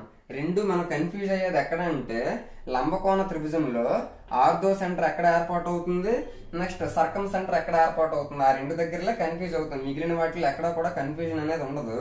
మనకి లంబకోణ త్రిభుజంలో ఆర్థో లంబ కేంద్రం అనేది లంబకోణ శీర్షము 90 డిగ్రీస్ ఎక్కడైతే ఉంటుందో అక్కడ ఏర్పాటు అవుతుంది. కాబట్టి త్రిభుజం మీద ఆన్. ఒకవేళ లంబకోణ త్రిభుజంలో సర్కమ్ సెంటర్ అంటే పరివృత్త కేంద్రం ఎక్కడ ఏర్పాటు అవుతుందంటే లంబకోణ త్రిభుజంలో కర్ణం ఉంటుంది కదా, ఆ కర్ణం తాలూకా మధ్య బిందువు దగ్గర ఏర్పాటు అవుతుంది. కాబట్టి ఇది కూడా త్రిభుజం మీద ఎక్కడ ఏర్పాటు అవుతుంది, కాబట్టి ఆన్. మిగిలినవన్నీ కూడా ఇంకో చూసుకోవాలి. లంబకోణ త్రిభుజంలో కేంద్ర భాసము ఇన్, నెక్స్ట్ ఇన్ సెంటర్ అంతర్వృత్త కేంద్రం అలాగా ఇన్, బాహ్యవృత్త కేంద్రం బాహ్యం కాబట్టి ఎలాగా అవుటే. కానీ ఒక్క ఆర్థో సర్కం అంటే లంబ కేంద్రము పరివృత్త కేంద్రం దగ్గర మాత్రమే చూసుకోవాలి. నీకు లోపల బయట మీద నడకుండా ఎక్కడ ఏర్పాటు అవుతుంది, లంబకోణ త్రిభుజంలో లంబ కేంద్రం ఎక్కడ ఏర్పాటు అవుతుంది అని అడుగుతాడు. అప్పుడు ఆప్షన్స్ ఏ విధంగా ఇస్తాడు, లంబకోణ శీర్షం దగ్గర, లేకపోతే కర్ణం మధ్య బిందువు దగ్గర, లేకపోతే లంబకోణం ఆసన్న భుజాలు ఉన్నాయి కదా ఎడ్జసెంట్, వాటి తాలూకా మధ్యలోన, అది రకరకాలుగా అడుగుతూ ఉంటాడు. ఆ విధంగా ఈ రెండు పాయింట్లు అనేవి కొంచెం కేర్ఫుల్ గా చూసుకో. అబ్ట్యూజ్ యాంగిల్ అధిక కోణ త్రిభుజము. అధిక కోణ త్రిభుజంలో సెంట్రాయిడ్ గురుత్వ కేంద్రం ఎక్కడ ఏర్పాటు అవుతుంది, లోపలే ఏర్పాటు అవుతుంది. నెక్స్ట్ ఆర్థో అంటే లంబ కేంద్రం ఎక్కడ ఏర్పాటు అవుతుంది, బయట, అవుట్, బయట ఏర్పాటు అవుతుంది. సర్కం అంటే పరివృత్త కేంద్రం ఎక్కడ ఏర్పాటు అవుతుంది, బయట ఏర్పడుతుంది. అంతర్వృత్త కేంద్రం ఇన్ సెంటర్ అంతర్వృత్త కేంద్రం అంతరంగానే లోపల ఏర్పాటు అవుతుంది. బాహ్యవృత్త కేంద్రం బాహ్యంగానే బయట ఏర్పాటు అవుతుంది. మరి ఇప్పుడు దీన్ని బట్టి ఇంకొక పాయింట్ కూడా నేను ఆల్రెడీ చెప్పాను. ఏంటంటే ఒక త్రిభుజానికి ఒక ట్రయాంగిల్ కి గురుత్వ కేంద్రాలు ఎన్ని ఉంటాయి, ఒక్కటి మాత్రమే మనం ఏర్పాటు చేయగలము. అలాగే లంబ కేంద్రాలు ఎన్ని ఉంటాయి, ఒక్కటి మాత్రం ఉంటుంది. పరివృత్త కేంద్రాలు ఎన్ని ఉంటాయి, ఒకటి మాత్రమే ఉంటుంది. ఇన్ సెంటర్ అంతర్వృత్త కేంద్రాలు ఎన్ని ఏర్పాటు చేయవచ్చు, ఒకటి మాత్రమే. కానీ ఎక్స్ సెంటర్ బాహ్యవృత్త కేంద్రాలు ఒక త్రిభుజానికి 3 ఉంటాయి. ఈ పాయింట్ అనేది చాలా చాలా ఇంపార్టెంట్. ఈ విధంగా టోటల్ ఇన్ఫర్మేషన్ అంతా కూడా ఒకే ఒక బాక్స్ లో క్లియర్ గా అర్థమయ్యేటట్టు చూపించాను. నెక్స్ట్ మనము ఈ కేంద్రానికి సంబంధించి ఇంకా 2 చిన్న పాయింట్స్ అనేవి చాలా ఇంపార్టెంట్ పాయింట్స్ ఉన్నాయి. అవేంటంటే మనకి కేంద్రాలు ఏం చెప్పుకున్నాము, గురుత్వ కేంద్రము G, అలాగే లంబ కేంద్రము O, ఇంకా పరివృత్త కేంద్రం S, అలాగే అంతర్వృత్త కేంద్రం I, బాహ్యవృత్త కేంద్రం E. ఈ విధంగా టోటల్ గా 5 సెంటర్స్ కోసం మనం తెలుసుకున్నాం కదా. ఇందులో మనకి ఈక్విలేటరల్ ట్రయాంగిల్ సమబాహు త్రిభుజంలో మనము ఇందులో ఎక్స్ సెంటర్ బాహ్యవృత్త కేంద్రం గురించి పక్కన పెడదాం. ఎందుకంటే బాహ్యవృత్త కేంద్రం అనేది ప్రతి త్రిభుజానికి కూడా బయటే ఉంటుంది కదా. కాబట్టి దాని ఒక్కదాన్ని పక్కన పెడితే ఒక సమబాహు త్రిభుజంలో ఈక్విలేటరల్ ట్రయాంగిల్ లో ఈ మిగిలిన 4 కేంద్రాలు ఉన్నాయి కదా, ఆ 4 కేంద్రాలు కూడా కేవలం ఒకే ఒకే ఒక బిందువు దగ్గర ఏర్పాటు అవుతుంది. ఏవేవి అక్కడ ఏర్పాటు అవుతాయి? G O S I. ఒక్క బాహ్యవృత్త కేంద్రం మాత్రమే కదా మనకు బయట ఏర్పాటు అవుతుంది. ఆ ఒక్కటి తప్ప మిగిలిన 4 కేంద్రాలు, గురుత్వ కేంద్రము, లంబ కేంద్రము, పరివృత్త కేంద్రము, అంతర్వృత్త కేంద్రము, ఆ 4 కేంద్రాలు కూడా ఈక్విలేటరల్ ట్రయాంగిల్లో ఒకే ఒక పాయింట్ దగ్గర ఏర్పాటు అవుతుంది. ఇది చాలా చాలా ఇంపార్టెంట్. నెక్స్ట్ సమద్విబాహు త్రిభుజంలో మరి ఈ 4 కేంద్రాలు ఎక్కడ ఏర్పాటు అవుతాయి? ఒక లంబ రేఖ మీద ఏర్పాటు అవుతాయి. అందుకే 1 2 3 4 ఆ విధంగా జి ఒక దగ్గర, ఓ ఒక దగ్గర, ఎస్ ఒక దగ్గర, ఈ ఒక దగ్గర, ఈ విధంగా 4 దగ్గరలా ఒకే లంబ రేఖ మీద ఏర్పాటు అవుతాయి అని సమద్విబాహు త్రిభుజంలో మాట్లాడుతాం. సమబాహు త్రిభుజంలో 4 ఒకే ఒక పాయింట్ దగ్గర ఏర్పాటు అవుతాయి. సమద్విబాహు త్రిభుజంలో మనకి ఒకే ఒక లంబరేఖ మీద ఆ 4 పాయింట్స్ కూడా ఏర్పాటు అవుతాయి. ఈ 2 పాయింట్లు చాలా చాలా ఇంపార్టెంట్. నెక్స్ట్ ఇంపార్టెంట్ టాపిక్ సర్వసమానత. దాన్ని ఇంగ్లీష్ లో కాంగ్రెన్సీ అని అంటారు. ఏంటి సర్వసమానత అంటే? ఏవైనా 2 పటాలు తీసుకోండి. ఫర్ ఎగ్జాంపుల్ ఇక్కడ ఒక ట్రయాంగిల్ తీసుకున్నాను, ఇక్కడ ఒక ట్రయాంగిల్ అనేది తీసుకున్నాను. ఆ విధంగా ఇప్పుడు suppose triangle ABC, triangle PQR అని అనుకుంటే మనకి ఇప్పుడు ఏబి అనేది ఎంత పొడవు ఉంటుందో పీక్యూ కూడా సేమ్ ఎగ్జాక్ట్ గా అంతే పొడవు ఉంటే, ఇక్కడ ఒక్కొక్క గీత ఎందుకు గీసాను అంటే ఇక్కడ ఎంత పొడవు ఉంటుందో ఇక్కడ కూడా అంతే పొడవు ఉంటుంది. సేమ్ అలాగే బీసీ ఎంత పొడవు ఉంటుందో క్యూఆర్ కూడా అంతే పొడవు ఉంటుంది. ఏసీ ఎంత పొడవు ఉంటుందో పిఆర్ కూడా అంతే పొడవు ఉంటుంది. ఆ విధంగా ఇప్పుడు దీన్ని బట్టి మనము నెక్స్ట్ ఇంకా పాయింట్ చూడాలి. యాంగిల్ ఏ ఎంత ఉంటుందో యాంగిల్ పి కూడా అంతే ఉంటుంది. యాంగిల్ బి ఎంత ఉంటుందో యాంగిల్ క్యూ కూడా అంతే ఉంటుంది. యాంగిల్ సి ఎంత యాంగిల్ ఉంటుందో యాంగిల్ ఆర్ కూడా అంతే ఉంటుంది. ఆ విధంగా కోణాలు కరస్పాండింగ్ ఇక్కడ అనురూప భుజాలు, కరస్పాండింగ్ సైడ్స్, అలాగే అనురూప కోణాలు, కరస్పాండింగ్ యాంగిల్స్ అవి ఈక్వల్ గా ఉంటాయి. అంటే అనురూప భుజాలు అంటే కరస్పాండింగ్ సైడ్స్ అంటే ఏంటి? ఇక్కడ ఈ ప్లేస్ లో ఎక్కడైతే ఉందో అక్కడ అదే ప్లేస్ లో అక్కడే ఉండాలి. ఇప్పుడు మనం ఇది ఒక ట్రయాంగిల్ లో లెఫ్ట్ సైడ్ కి ఇది ఉంది, లెఫ్ట్ సైడ్ ఏబి ఉంటే ఇక్కడ ఈ ట్రయాంగిల్ కూడా లెఫ్ట్ సైడ్ పీక్యూ అనేది ఈక్వల్ గా ఉండాలి.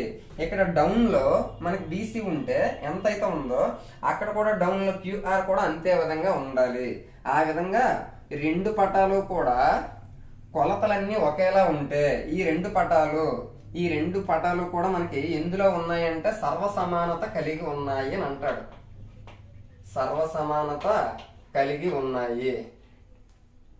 Triangle ABC is congruency to triangle PQR అంటే ఏబిసి త్రిభుజము పిక్యూఆర్ త్రిభుజము సర్వసమానత కలిగి ఉన్నాయి అని అంటాడు. అంటే ఇక్కడ నువ్వు దేనికైతే నువ్వు కనుక్కో, ఇప్పుడు సపోజ్ ఏబిసి తాలూకా ఇక్కడ ట్రయాంగిల్ ఏబిసి తాలూకా ఏరియా కనుక్కున్నారు అనుకోండి, ఆటోమేటిక్ గా పిక్యూఆర్ ఏరియా కూడా మీరు కనుక్కున్నట్టే. ఎందుకు? సర్వసమానంగా ఉంటాయి. అంటే దీన్ని బట్టి ఏం చెప్పొచ్చు?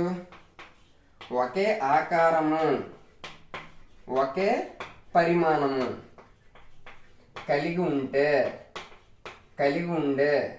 2 పటాలను సర్వసమాన పటాలు అంటారు. సర్వసమాన పటాలు అంటారు. చూడాలి, ఒకే ఆకారము సేమ్ షేప్ అంటే ఇక్కడ ట్రయాంగిల్ ఉంటే ఇక్కడ కూడా ట్రయాంగిల్ అని ఉండాలి. ఒకే పరిమాణము అంటే ఇక్కడ ఎంత ఏరియా అయితే ఉంటుందో ఇక్కడ కూడా అంతే ఏరియా ఉండాలి. అంటే ఇప్పుడు మీరు అనుకోవచ్చు, ఇక్కడ ట్రయాంగిల్ ఎంత చిన్నది ఇచ్చి ఇంకొక దగ్గర ఈ విధంగా పెద్ద ట్రయాంగిల్ ఇచ్చామనుకోండి, అప్పుడు అవి సర్వసమానత కలిగి ఉండవు. ఇది ఏంటనేది నెక్స్ట్ రాబోయే టాపిక్ లో చెప్దాం. మనకి సర్వసమానత కాంగ్రెన్సీ అవ్వాలి అంటే ఒకే ఆకారము అంటే 2 కూడా ఒకే shape, same shape and same size, ఒకే పరిమాణము సేమ్ సైజు, ఒకే ఆకారము సేమ్ షేప్. ఆ విధంగా షేపు సైజు 2 ఈక్వల్ గా ఉన్న ఏవైనా పటాలు 2 ఉంటే ఆ 2 పటాలను కూడా సర్వసమానత కలిగి ఉంటాయి అని అంటారు. ఇప్పుడు దీన్ని మనం ఏ విధంగా సూచిస్తాము అంటే ట్రయాంగిల్ ఏబిసి, ట్రయాంగిల్ పిక్యూఆర్ ఈ రెండు సర్వసమానత కలిగి ఉన్నాయని చెప్పుకున్నాం కదా. మరి దానికి ఏ సింబల్ వాడుతాము అంటే ఈజ్ ఈక్వల్ టు ఈ విధంగా పైన ఎలా ఉంటుంది, దీన్ని ఇంకోండి ఆ సింబల్ ఇక్కడ రాస్తాను, కాంగ్రెన్సీ సింబల్ అని అంటారు. ఏమంటారంటే congruency, triangle ABC congruency triangle PQR. అంటే దీన్ని బట్టి మనం ఏం అర్థం చేసుకోవచ్చు, ఏబిసి త్రిభుజము పీక్యూఆర్ త్రిభుజము సర్వసమానంగా ఉన్నాయి అని అర్థం. అటువంటప్పుడు అనురూప భుజాలు సమానంగా ఉంటాయి, అనురూప కోణాలు కూడా సమానంగా ఉంటాయి, అనురూప వైశాల్యాలు అంటే ఇక్కడ వైశాల్యం ఎంత ఉంటుందో ఇక్కడ కూడా అంతే ఉంటుంది. ఆ విధంగా సర్వసమానతకు సంబంధించి కొంత ఇన్ఫర్మేషన్ అనేది తెలుసుకున్నాం. నెక్స్ట్ మనకి టెక్స్ట్ బుక్ లో ఏవైనా రెండు పటాలు ఇచ్చి అవి సర్వసమానంగా ఉన్నాయా లేదా తెలుసుకోవడానికి కొన్ని రకాల నియమాలు సిద్ధాంతాలు లాంటి ఉన్నాయి. అవేంటంటే ఎస్ఏఎస్, ఏఎస్ఏ, అలాగే ఎస్ఎస్ఎస్, అలాగే ఆర్హెచ్ఎస్. ఈ విధంగా మొత్తం 4 సిద్ధాంతాలు అనేవి సర్వసమానత కాంగ్రెన్సీకి సంబంధించి ఉన్నాయి. మరి ఎస్ఏఎస్ అంటే ఏంటి అంటే సైడ్, యాంగిల్, సైడ్, బూ కోబు అని అంటారు, బూ కోబు. నెక్స్ట్ కోబూకో కోణము, భుజము, కోణము, కోబూకో. అలాగే సైడ్, సైడ్, సైడ్ అంటే భుజము, భుజము, భుజము. ఆర్హెచ్ఎస్ అంటే లం కా బు, హెచ్ అంటే కర్ణము, సైడ్ అంటే భుజము, లం కాబు. ఈ విధంగా 4 సిద్ధాంతాలనే ఉన్నాయి. అంటే దీని అర్థం ఏంటంటే ఇక్కడ ఏవైనా 2 ట్రయాంగిల్స్ ఇచ్చి, సపోజ్ 2 ట్రయాంగిల్స్ ఇచ్చి అందులో భూకోబు నియమం ప్రకారంగా ఇవి సర్వసమానత పాటిస్తాయా లేదని అడుగుతాడు. భూకోబు అంటే ఏంటి, భుజము, కోణము, భుజం కదా. ఇక్కడ ఒక భుజము, ఇక్కడ ఒక భుజము, ఈ రెండు సమానంగా ఉండి, నెక్స్ట్ కోణము యాంగిల్, ఇక్కడ యాంగిల్, ఇక్కడ యాంగిల్ సమానంగా ఉండి, నెక్స్ట్ మళ్ళీ సైడ్, ఇక్కడ భుజము, ఇక్కడ భుజము సమానంగా ఉంటే మరి ఇక్కడ ఉండే భుజం ఆటోమేటిక్ గా సమానం అవుతుంది. కాబట్టి ఈ రెండు సర్వసమానంగా ఉంటాయి అని అంటున్నాడు. అది భూకోబు నియమం. నెక్స్ట్ ఏఎస్ఏ అంటే కోణము, భుజము, కోణము. ఇక్కడ సపోజ్ మనకి ఈ 2 త్రిభుజాలలో, ఇవే 2 త్రిభుజాలలో మనకి కోణము, భుజము, కోణం అన్నారు కదా. ఇక్కడ కోణము, ఇక్కడ కోణము ఈక్వల్ గా ఉండి, నెక్స్ట్ సైడ్, ఇక్కడ సైడ్, ఇక్కడ సైడ్ ఈక్వల్ గా ఉండి, నెక్స్ట్ మళ్ళీ యాంగిల్, ఇక్కడ యాంగిల్, ఇక్కడ యాంగిల్ ఈక్వల్ గా ఉంటే కోణము, భుజము, కోణము. ఈ విధంగా 2 కోణాలు కరస్పాండింగ్ సైడ్స్ ఏవైతే ఉన్నాయో కోణాలు అవి ఆ 2 సమానంగా ఉండి కరస్పాండింగ్ సైడ్ కూడా సమానంగా ఉంటే ఆటోమేటిక్ గా వాటితో ఏర్పడే త్రిభుజం కూడా సర్వసమానత కలిగి ఉంటాయి అని అంటున్నాడు. నెక్స్ట్ సైడ్, సైడ్, సైడ్, ఇక్కడ భుజం అంటే భుజము, భుజము, భుజం కదా. ఈ భుజము, ఈ భుజము, అలాగే ఈ భుజం, ఈ భుజం, నెక్స్ట్ ఈ భుజం, ఈ భుజం. ఆ విధంగా సమానంగా ఉంటే అంటే ఇక్కడ సైడ్ ఎంత ఉంటుందో ఇక్కడ సైడ్ అంతే ఉంటే, నెక్స్ట్ ఎక్కడ సైడ్ ఎంత ఉంటుందో ఎక్కడ సైడ్ అంతే ఉండి, ఎక్కడ సైడ్ ఎంత ఉంటుందో ఎక్కడ సైడ్ కూడా అంతే ఉంటే ఆటోమేటిక్ గా ఈ 2 పటాలు మనకి ఎలా ఉన్నాయి అంటాడు, సర్వసమాన పటాలు అవుతాయి అని అంటాడు. నెక్స్ట్ ఇంకా ఏం మిగిలింది, ఆర్హెచ్ఎస్ అంటే లం కాబు. ఇప్పుడు సపోజ్ ఒక ట్రయాంగిల్, 2 లంబకోణ త్రిభుజాలు తీసుకున్నాం. లం అంటే లంబకోణము, ఇక్కడ లంబకోణం ఉండి ఇక్కడ లంబకోణం ఉండి, నెక్స్ట్ కర్ణము, ఇక్కడ కర్ణము, ఇక్కడ కర్ణము సమానంగా ఉంటే, నెక్స్ట్ భుజము, ఈ భుజము, ఈ భుజము సమానంగా ఉంటే, ఒక లంబకోణము, ఒక కర్ణము, ఒక భుజము, ఈ 3 కూడా సమానంగా ఉంటే 2 పటాలలో ఇక్కడ ఒకేలా ఉండి, ఇక్కడ భుజం ఒకేలా ఉండి, ఇక్కడ రైట్ యాంగిల్, ఇక్కడ రైట్ యాంగిల్ ఉంటే ఈ 2 త్రిభుజాలు కూడా సర్వసమానత కలిగి ఉంటాయి.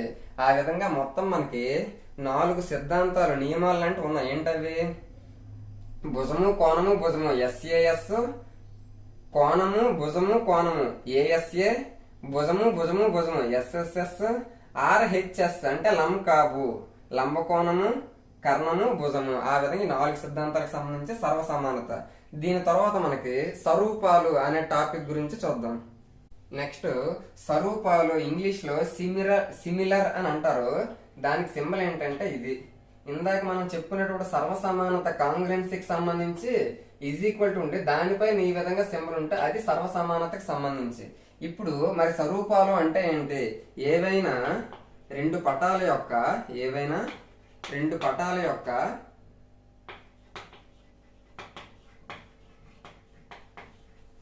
అనురూప భుజాల నిష్పత్తి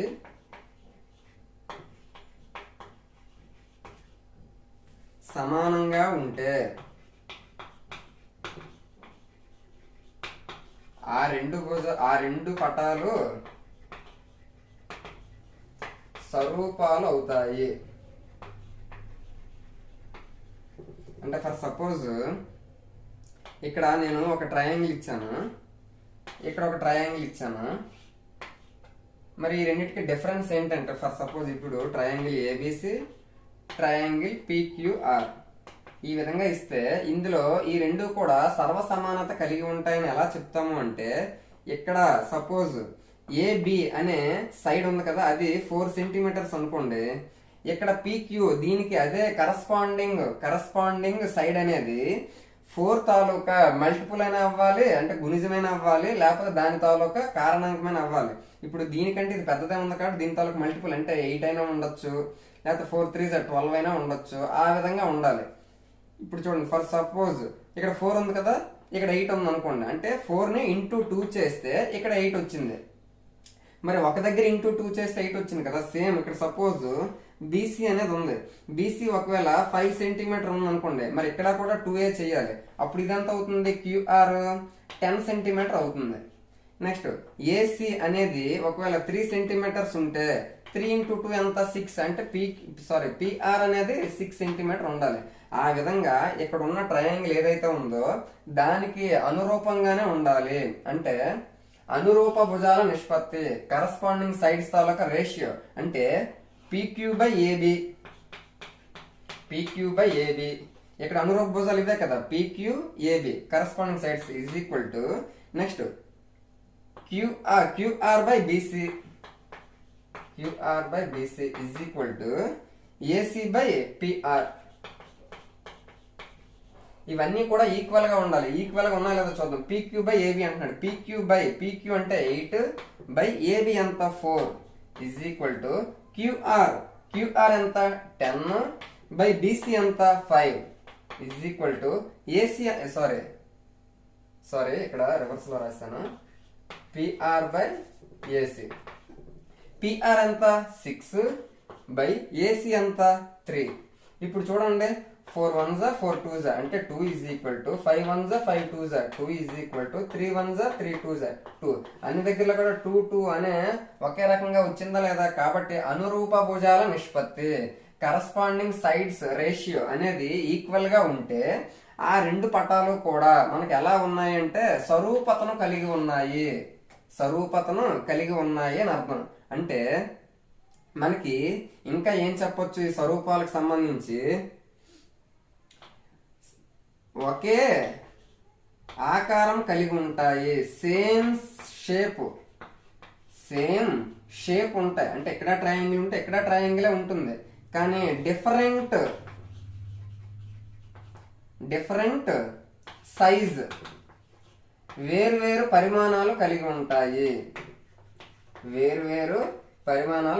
ఎందుకు, ఇక్కడ ఎంత ఏరియా అయితే ఉంటుందో ఇక్కడ ఏబిసిలో ఏరియా PQR ఏరియాకి సమానం అవ్వదు. ఎందుకు సమానం అవ్వదు? ఈ రెండు ఒకవేళ రెండు సమానంగా ఉంటే అప్పుడు మనకి ఏమవుతుంది, సర్వసమానత కలిగి ఉంటుందని అంట. ఇంతకు ముందు చెప్పుకున్నట్టు ఇక్కడ మనకేంటి షేప్ అయితే ఒకటే. అంటే ఇక్కడ ఏంటి, ఇక్కడ త్రిభుజమాకారమే ఉంది, ఇక్కడ త్రిభుజమాకారమే ఉంది. అలాగే లోపల ఏరియా మాత్రం, అంటే పరిమాణం ఏదైతే ఉందో ఆ సైజు మాత్రం ఒకేలా ఉండదు. మరి ఎప్పుడు స్వరూపాలు అవుతాయి అంటే అనురూప భుజాల నిష్పత్తి సమానంగా ఉన్నప్పుడు ఆ రెండు పటాలు కూడా స్వరూపతను కలిగి ఉంటాయి అని అర్థం. మరి ఇందులో మనకి యాంగిల్ బి ఎంత ఉంటుందో ఇందాక మనం చెప్పుకున్న దాంట్లో కోణాలు సర్వసమానతలో కోణాలు సమానము, అలాగే భుజాలు సమానము, ఏరియా వైశాల్యము సమానం, పరిమాణం, అలాగే ఒకే రకమైన షేప్ ఆకారము కలిగి ఉంటాయి. కానీ ఇందులోకి వచ్చేసరికి అనురూప భుజాల నిష్పత్తి సమానం, కేవలం నిష్పత్తి మాత్రమే సమానము. ఇక్కడ వెరీ వెరీ ఇంపార్టెంట్ పాయింట్ ఏదంటే corresponding ratio of corresponding sides are equal. ఆ విధంగా అనురూప భుజాల నిష్పత్తి మాత్రమే సమానంగా ఉంటే అది స్వరూపతను కలిగి ఉంటుంది. కానీ ఇక్కడ ఆకారాలు ఒకేలా ఉంటాయి, పరిమాణాలు సైజులు వేరేగా ఉంటాయి. కానీ అక్కడ అక్కడ సర్వసమానతకు ఇక్కడ స్వరూపతకు ఇంకొక ఇంటర్లింక్ ఉంది. ఏంటి, ఎక్కడ ఎంత కోణం ఉంటుందో ఇక్కడ కూడా అంతే కోణం ఉంటుంది. అంటే కోణాలు సమానం, అనురూప భుజాల నిష్పత్తి సమానం, ఆకారాలు ఒకేలా ఉంటాయి, పరిమాణాలు సైజులు మాత్రం వేరేగా ఉంటాయి. ఇది టోటల్ గా స్వరూపతకి సంబంధించి. ఈ రెండు స్వరూపాలు అలాగే సర్వసమానత ఆ రెండు పక్క పక్కన పెట్టుకొని క్లారిటీగా మీరు చూస్తే రెండిటికి చాలా చిన్న చిన్న తేడాలే ఉంటాయి. ఆ రెండు తేడాలు మీరు గమనిస్తే ఈ రెండు టాపిక్స్ స్వరూపాలు సర్వసమానతలు రెండు కూడా అర్థమవుతాయి. నెక్స్ట్ ఈ సిమిలారిటీకి సంబంధించి ఇంకొక ఇంపార్టెంట్ పాయింట్ ఉంది. ఫర్ సపోజ్ 2 ట్రయాంగిల్స్ తీసుకొని ఇప్పుడు ఇంకొక ఫార్ములా లాంటిది చాలా చిన్నది నేర్చుకోవాలి. ఏంటంటే త్రిభుజ స్వరూపాలు కలిగిన త్రిభుజ భుజాల నిష్పత్తి x:y అయితే, స్వరూపత కలిగిన త్రిభుజాల భుజాల నిష్పత్తి x:y అయితే వాటి తాలూకా ఆ రెండు త్రిభుజాల తాలూకా వైశాల్యాల నిష్పత్తి ratio of similar triangles x²:y² అవుతుంది.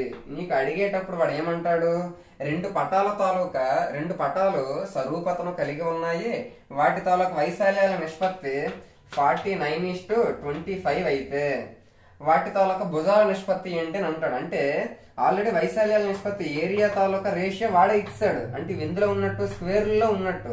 మరి వాటి తాలూకా భుజాల నిష్పత్తి నీకు అడుగుతున్నాడు. అప్పుడు ఏం చేస్తావు, స్క్వేర్ రూట్లు కడితే మనకి భుజాలు వచ్చేస్తే లేదా, కాబట్టి 7:5 అవుతుంది. ఆ విధంగా వాడు నీకు ఒకవేళ సైడ్ రేషియో ఆఫ్ సైడ్స్ ఇచ్చిస్తే ఏరియా అడుగుతాడు x²:y². ఒకవేళ వాడే రేషియో ఆఫ్ ఏరియాస్ ఇచ్చిస్తే నీకేం అడుగుతాడు, రేషియో ఆఫ్ సైడ్స్ అని అడుగుతాడు. అప్పుడు ఒకవేళ నీకు x:y ఇస్తే x²:y² చేయగలవు. ఎందుకు x² చేయాలి, వైకి స్క్వేర్ చేయాలి.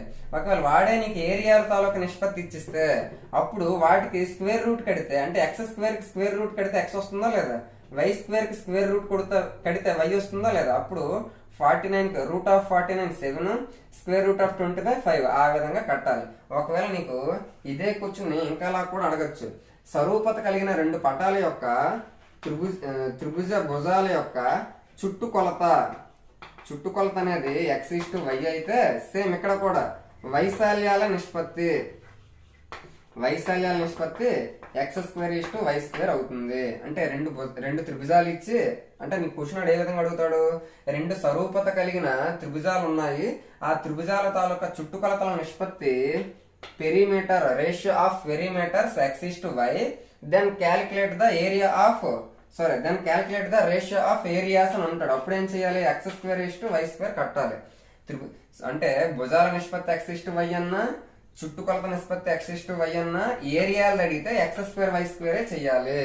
ఒకవేళ నీ కాడు వైశాల్యాల నిష్పత్తి ఇచ్చిస్తే రేషియో ఆఫ్ ఏరియాస్ ఇచ్చేసాడు అనుకోండి, అప్పుడు ఆటోమేటిక్ గా చుట్టుకొలత అడిగినా భుజాల నిష్పత్తి అడిగినా అప్పుడు వాటికి ఆటోమేటిక్ స్క్వేర్ రూట్ కట్టారనుకోండి x:y అనేది తెలిసిపోద్ది. ఈ విధంగా ఈ రెండు పాయింట్స్ కూడా క్వశ్చన్స్ అడిగే ఛాన్స్ అనేది ఎక్కడ ఉంది. ఫర్ సపోజ్ స్వరూపత కలిగిన రెండు త్రిభుజాల యొక్క వైశాల్యాల నిష్పత్తి 100:81 అయితే వాటి తాలూకా భుజాల చుట్టుకొలతల నిష్పత్తి ఎంత అని అంటున్నాడు. అంటే నీకు ఇది ఆల్రెడీ వైశాల్య నిష్పత్తి అంటే x²:y² వాడే ఇచ్చాడు, చుట్టుకొలతల నిష్పత్తి x:y కావాలి అని అంటున్నాడు. మరి x²:y² ఇచ్చేసాడు, xy కావాలి అంటే రూట్ కట్టిస్తే సరిపోద్దా లేదా. అంటే 100కి రూట్ అంటే ఎంత 10, 81కి రూట్ అంటే ఎంత 9. అప్పుడు ఆ చుట్టుకొలతల నిష్పత్తి పెరిమీటర్ ఆఫ్ 2 ట్రయాంగిల్స్ 10:9 లా ఉంటాయి. ఈ విధంగా క్వశ్చన్స్ అడిగే ఛాన్స్ అనేది వీటి నుంచి ఉంటుంది. కాబట్టి ఈ సర్వసమానత అదే విధంగా స్వరూపాలు ఈ రెండు టాపిక్స్ కూడా చూసుకోవాలి. ఇక్కడతో రేఖాగణితానికి సంబంధించి మరికొంత ఇన్ఫర్మేషన్ అనేది తెలుసుకున్నాము. నెక్స్ట్ వీడియోలో జామెట్రీకి సంబంధించి మరికొన్ని విషయాలు అనేవి తెలుసుకోవడానికి ట్రై చేద్దాం. ఈ వీడియో కనుక మీకు నచ్చిందంటే తప్పకుండా లైక్ చేయండి. మీ డిఎస్సి ఫ్రెండ్స్ ఎవరైతే ఉన్నారో వారికి కూడా షేర్ చేయండి. Thank you.